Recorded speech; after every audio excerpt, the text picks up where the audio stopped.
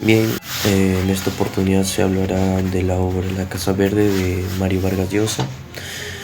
Eh, Hablarles de la novela, pues un poco impactante, por así decirlo, por las narraciones propias del autor y por situaciones que se dan dentro de esta obra, ¿no? Bueno, esta obra no solo consolidó el autor como uno de los grandes narraciones, por así decirlo, ¿no? Sino que también fue algo para reflejar un poco de situaciones vividas o cuestiones que se mencionan, ¿no? Bien, ¿qué hace especial a esta novela? Pues Vargas Llosa nos sumerge en esta historia, ¿no? Donde se reflejan múltiples situaciones y personajes que entrelazan pues escenarios distintos, pero pues también en este caso mencionando lugares como el desierto de Piura, la selva amazónica de Santa María de Nieva. A través de esta pues red de voces, la novela refleja tensiones sociales, de violencia, el amor, la fe y la corrupción, en este caso, que marca la vida en el Perú profundo, ¿no? Más que todos basándose en la Amazonía peruana. Bien, el título La Casa Verde. ¿Por qué la Casa Verde? Porque se convierte en un lugar simbólico, ¿no? Y en el eje donde confluyen los destinos de muchos personajes, ¿no? Construida por Anselmo, en este caso, un misterioso forastero que aparece en Piura. En este caso, la Casa Verde era un prostíbulo. Pues este prostíbulo será visto por algunos como un espacio de perdición y por otros como un centro de libertad, ¿no? Los personajes principales en este caso son varios y todos tienen momento protagónico en cada parte de la historia, ¿no? Entre ellos está Don Anselmo, quien pues es el dueño, el enigmático creador de la Casa Verde, un personaje solitario pues que carga un pasado bastante doloroso y trágico, porque se mencionan situaciones donde conmociona, ¿no?, al leer esta obra. Luego está la selvática, en este caso Bonifacia, una joven indígena que es arrancada de su comunidad por las monjas misioneras, ¿no? Y que más adelante pues vivirá una transformación radical, ¿no?, que va a cambiar completamente su vida en ese entonces, ¿no? El otro personaje es Lituma, un sargento que representa la autoridad, pero también la debilidad humana frente a la pasión y el deseo, ¿no? Están también los inconquistables, ¿no? Un grupito que pues de bohemios que simboliza la rebeldía, el rechazo y que pues vagamente son forasteros que pues viven de deseos momentáneos, que más adelante se reflejan también. Por otro lado está Fushia, un traficante japonés, ¿no?, que vive enfermo y atormentado y que muestra el rostro más oscuro del contrabando y la explotación en la selva, ¿no?, en la parte donde se menciona en este caso. Cada uno de estos personajes refleja una parte del mosaico social del contexto, más que todo, que se habla en la obra, ¿no? La marginalidad, la represión y el poder, en este caso, en cómo utilizan los personajes los escenarios y cómo cada uno de ellos se desenvuelve para crear esta historia, ¿no? Vargas Llosa utiliza saltos temporales, en este caso, de superposición de voces y cambiando escenarios que obligan pues a uno como lector a reconstruir la historia, ¿no?, de trazo por trazo o fracción por fracción, recordando tiempos en donde pues cada uno de ellos tiene un lugar en sí para poder crear la historia, ¿no? Esta técnica pues es un poco por así decirlo, atrayente para que nosotros podamos entender un poquito más contextualizando la historia, ¿no? Bien, para incidir en la Casa Verde, en este caso,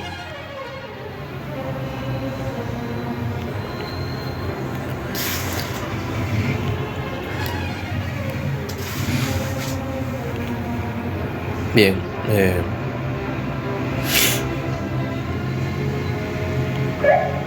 El trasfondo social que tiene en este caso es igualmente poderoso, ¿no? En Piura árida y católica, en este caso, el burdel representa un choque de moral y deseo, ¿no?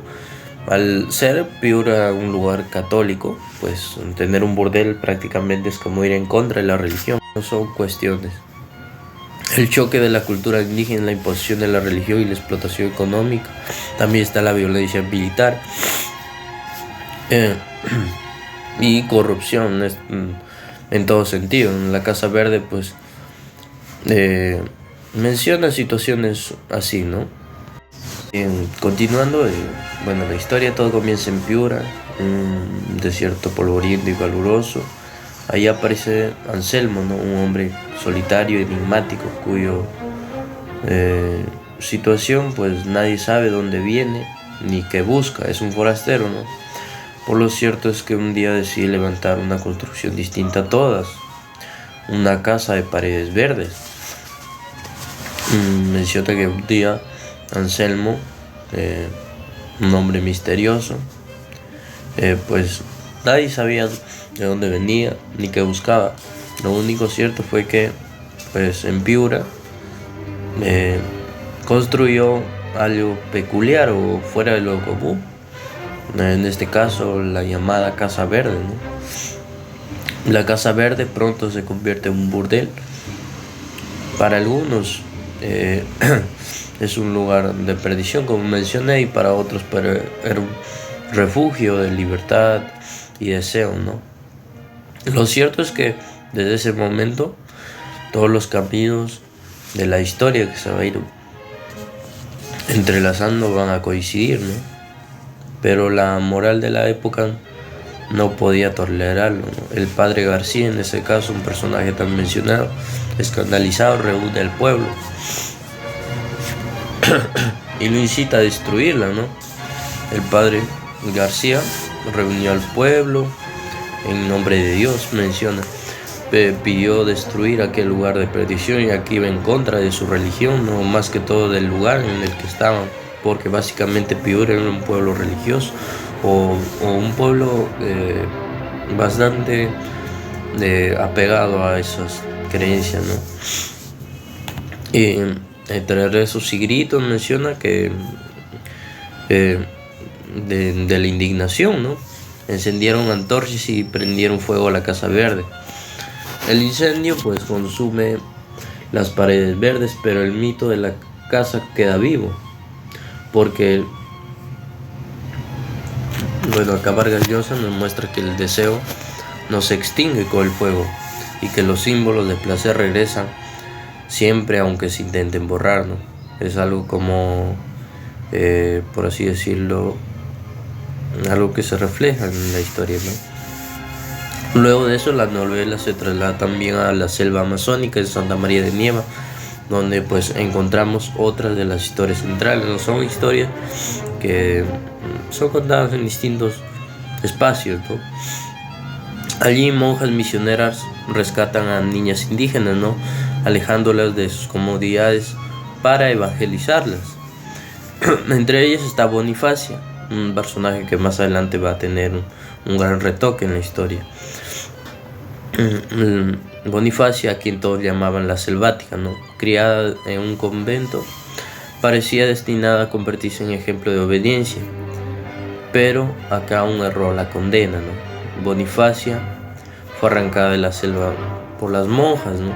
Criada en un convento, pero al cometer un error fue expulsada y rechazada, y volvió a ser la selvática marcada por el estigma de la culpa, ¿no?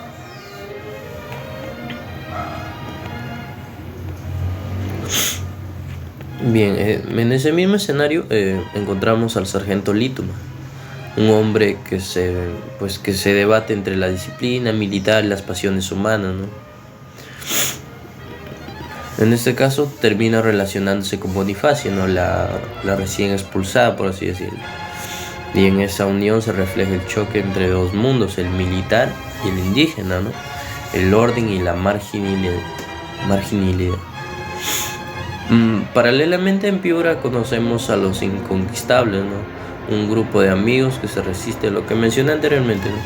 que se resiste a la vida, lo convencional, ¿no? Prefieren vivir en sus quehaceres, en sus situaciones, ¿no? Que se dan.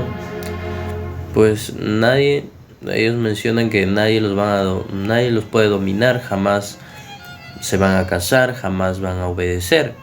Repetían entre risas en varias ocasiones, ¿no? Su rebeldía parece alegre, pero en el fondo encierra un vacío, ¿no? Porque son hombres que huyen de las responsabilidades, pero no logran construir nada con esa libertad, obviamente. Otro de los personajes es Fushia, en este caso es un traficante japonés, lo que mencioné, que en su juventud dominaba el río Marañón con contrabandos de caucho y mercancía, ¿no? Ahora está enfermo y moribundo, huye de sus enemigos y de sus propios recuerdos, ¿no?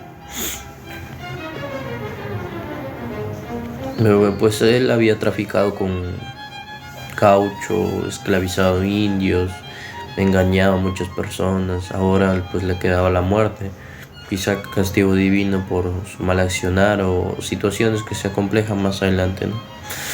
Fushia pues simboliza la explotación de la economía de la Amazonia, el poder construido sobre la violencia y la esclavitud y la ambición que tenía, ¿no? Su decadencia es el reflejo de toda riqueza manchada en la sangre que pues termina derramando más adelante, ya que pues destruye todo lo que por querer más destruye las cosas, ¿no? Y mientras las historias avanzan, acá es como hay partes donde da flashback, saltos al pasado, ¿no? En recuerdos, en caso de Fushia, que recuerda todo su pasado y pues termina, dado el caso, tomando conciencia, ¿no? Pero pues es un poco tarde. En ese instante también podemos estar en Piura, en el presente, saltar a la selva, al pasado, y en la misma página escuchar voces superpuestas, ¿no? Diálogos que intercambian de un personaje a otro sin aviso. Bueno, acá el lector escucha voces superpuestas, ¿no? Como ecos que se confunden en la selva y en el desierto. Son situaciones que se complejan. Bueno, cada una de ellas tiene un sentido, ¿no? Para que tú le des orden o así secuencialidad a la historia, ¿no? Conforme avanzamos, todos los personajes de un modo a otro terminan ligados en la Casa Verde, ¿no? Ese burdel en el punto de encuentro de deseos, culpas, rebeldías. Su existencia, pues en este caso, al encontrarse la mayoría de situaciones, son donde esos tres personajes, cada uno de ellos, tanto los indomables y el sargento, se encuentran en la Casa Verde al final, ¿no?